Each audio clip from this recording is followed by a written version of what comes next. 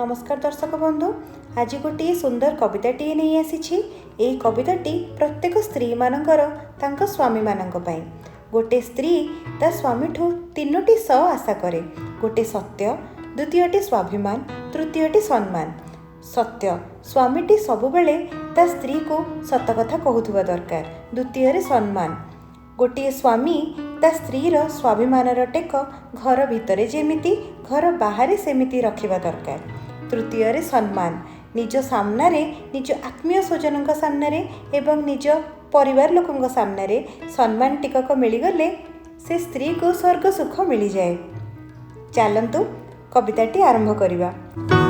को जीवन साथी प्रतिश्रुति देथिल, केते झड़ झंझा सही कथा रखिल।